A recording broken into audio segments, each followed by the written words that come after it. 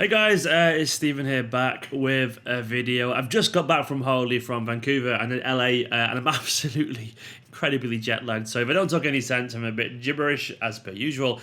Apologies for that. But I'm going to try and talk today about Manchester City versus Shakhtar Donetsk. I want to say thank you though, as ever, to One Football for sponsoring this channel, for sponsoring this video and providing me with loads of news, some good and some pretty bad, as I'll talk about in this video today. Injuries. Loads of injuries. But I want to say, go and download it in the link in the description below because it's a fantastic app with loads of information about Manchester City and loads of updates on the regular. So go download it. It's free. What's not to love? But this video, it's not going to be as well structured as normal because I mainly want to talk about stuff that's happened when I've been away in terms of Norwich. I want to talk about this game. I want to talk about the injuries. So it's going to basically be like a bit of a word salad, a stream of consciousness and talking about this game. I'll get onto the Norwich stuff later a little bit because people have been asking me about that. But I'm going to start with the injury news. If you've not seen it already, John Stones has been ruled out for 4 or 5 weeks. 4 to 5 weeks. We've got a massive crisis at centre-back. And yes, this was always going to happen given the fact that we didn't sign a centre-back and given the fact that Vincent Kompany left Manchester City. It just felt inevitable, didn't it? Some things feel inevitable. And this is one of those things. And we're not actually surprised. So we basically only got Nicholas Otamendi left as our senior centre-back. Now, of course, Pep's been really bullish in response to that. Let me get his quotes up. He said, "It's a big challenge with only one central defender, Nico, but I believe with something that people don't know. The spirit in the... I don't even know if that makes sense. But I believe with something that people don't know. Who knows? The spirit and the commitment to solve the problem we have. We're going to use Nico Otamendi with Eric Garcia and Taylor Bellis-Howard for the next month. Sometimes this happens. We can't complain. We have 11 players on the pitch. We have to put extra effort. I like to prove myself by finding solutions to these problems." Yeah, and these are big problems. Of course... he said about Fernandinho. Fernandinho's back now, so we have got options. He said it's also good that his family's back as well, which will make a difference. And he said Fernandinho can play that position of centre-back because sometimes he's played there last season. And now with Eric and Taylor Bellis, we'll use him in that position with Nico. So we've got a massive, massive problem. In terms of the injury, he said John Stones made a pass and was injured. He said no problems. Further can deal with it and he'll do well because our players are well. We will create something. It is what it is. And he went on to say as well about football is how you deal with the bad problems, not how you deal with the good things. Talks as well that no one gave him credit for the last 7 titles because of that kind of stuff. And he said, "This is no challenge because my players are the best. We play with Dino, we'll play with Garcia, and we'll create something. This is what it is. An ideal situation doesn't occur in football, so I'm ready for this." So he's talked a lot about the young lads there. Firstly, this is obviously an absolutely huge blow.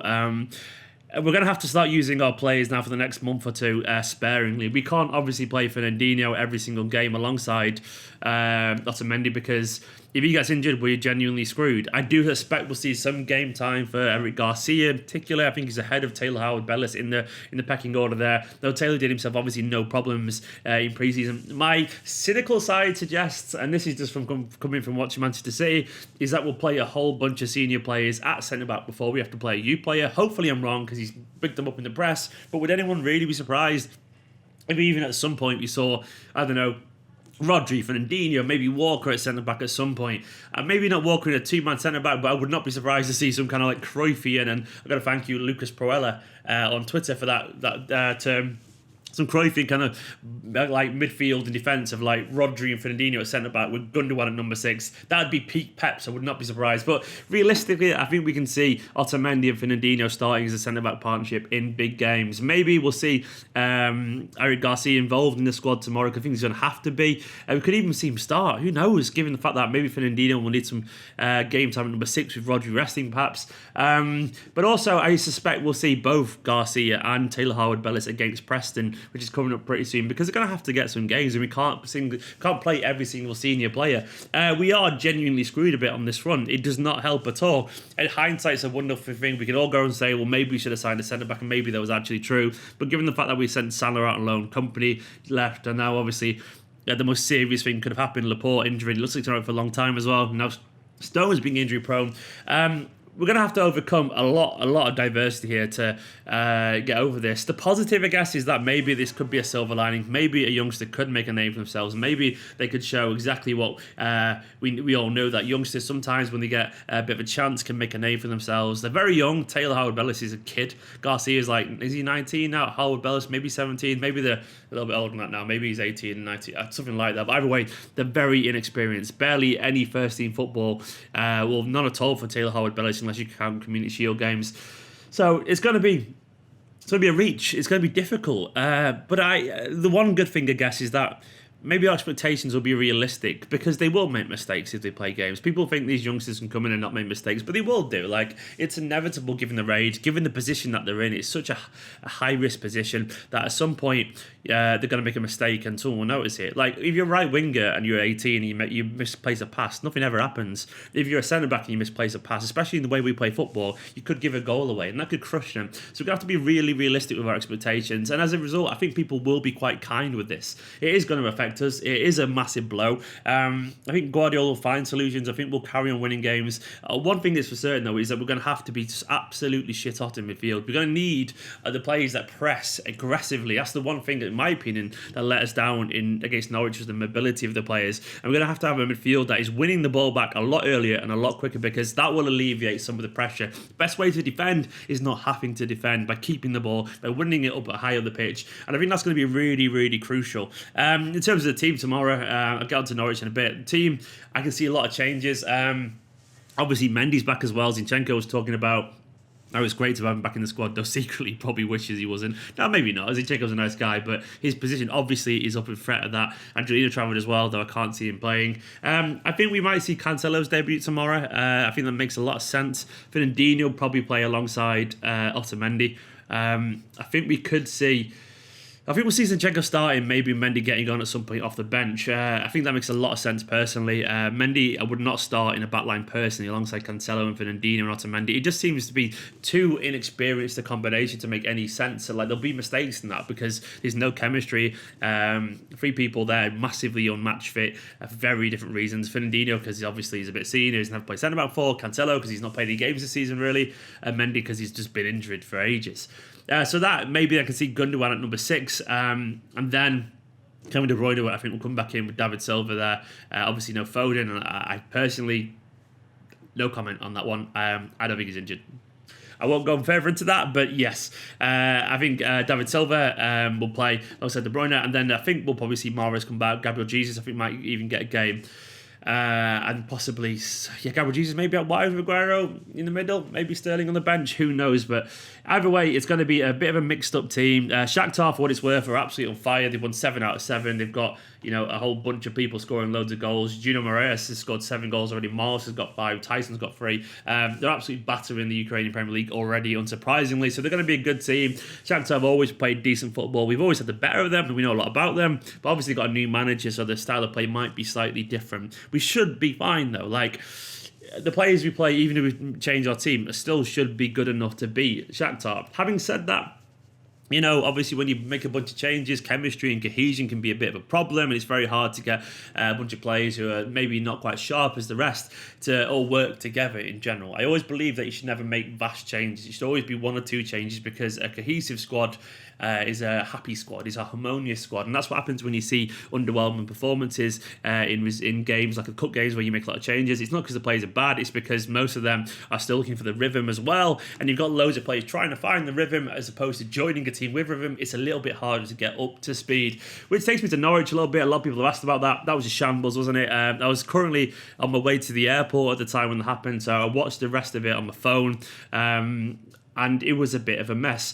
It's very easy to point your fingers. A lot of kind of decisions there. A lot of people saying Gundogan should never have played and all this kind of stuff. For what it's worth, I had my doubts as well. If you ask Norwich if they wanted a midfield of Rodri, Gundogan, David Silva, they just snap your hands off. So it's absolutely no excuse. I think in general, this was a collective shit show of a whole bunch of players not showing up. Zinchenko couldn't pass a ball 5-6 yards. You had Stones and Otamendi half asleep. Walker, who's had a great start to the season, even wasn't quite there. I don't think even Edison's kind of fully turned up mentally yet. I think Rodri was pretty decent, but generally he's got a bunch of players around him who weren't playing that great. And Gundogan and David Silva are very immobile, and I don't think they control the ball anyway and as much as they usually do. If you look at the passing rhythms between Gundogan and Bernardo Silva compared to De Bruyne and Bernardo Silva against Spurs, it's just like miles apart.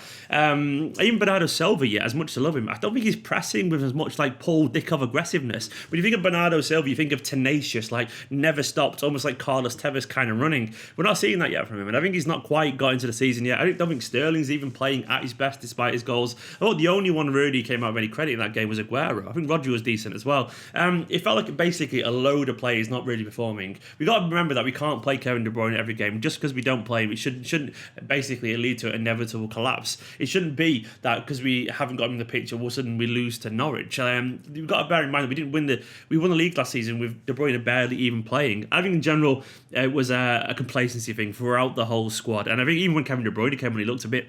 He wasn't really at the races, and sometimes those things do actually happen. Obviously, we missed Laporte. I still maintain of that mistake, though, from Otamendi and Stones is not on Laporte, not their mistake. It's those two being half asleep. Stones took forever for the pass. Otamendi kind of switched off. It was just poor all around from everyone. Sometimes we need a loss to actually kind of snap back into focus. And I think this could be the game that really kickstarts that. Obviously, we've been screwed here with the Stones injury, which is a massive, massive disaster.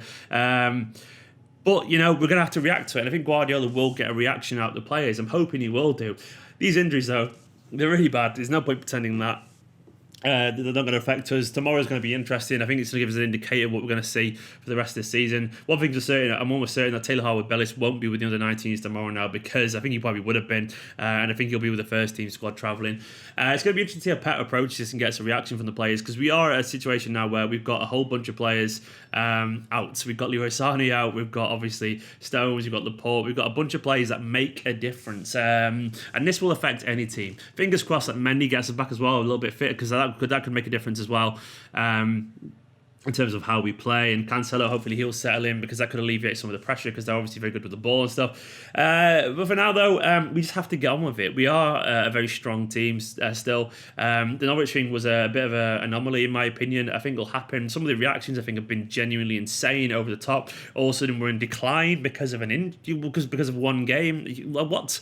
Do I remember losing to Newcastle and then going on that massive winning streak? I think people are panicking because Liverpool are still winning games. They can't win every single game. It's not possible. If they do, well, they're the best team in the country and they deserve that. There's nothing we could do, because we're not going to win every game. So that's just how it is. As it is, we don't lose games very often these days, and I think we're not used to that. And I think we're, especially in hindsight now, a few days later when the emotions have settled down, I think we're a little bit spoiled and we forget what it's like to lose. Sometimes you've got to say, well done to the other team. Norwich were fantastic. We were a little bit half-arsed. We're not pressing to the same level as we usually do. We're a bit sloppy but passing at the moment. But I think we will get past this. And if we don't, we don't. We move on and we plan and we get better. For what it's worth, I trust Pep. I think we'll get the best out of the team. We just got to be patient. The Stones, though, that's a big injury. It's going to be interesting to see how we deal with this. I'm hoping out of this that Harwood-Bellis or Garcia get a chance. This could be the silver lining. This could be the moment where we see a star being born, because these are very good footballers. For me, I think Harwood-Bellis is a little bit more physical. I think he'd suit the Premier League a little bit better. For what it's worth, I don't see we'll see either of them anywhere near the Premier League. I think they'll play the cup games and be the backup, and I think we'll see senior players before we play them. But it's going to be interesting. Guys, for now, let me know what you make of all that news. The usual video formats will return probably tomorrow, but today I'm just too tired for all the editing. I can't stare at a screen, hence no graphics and no usual format and stuff. I'm just too tired. But for now, though, fingers crossed for the game tomorrow. I'll be watching it and I'll be making a match reaction. Match reaction as usual. I've slept like 13 hours. A lot of sleep. I had like a 30-hour day yesterday. And then I slept until 11 a.m. today from like 10 o'clock last night. I'm knackered. Absolutely knackered. In a bit.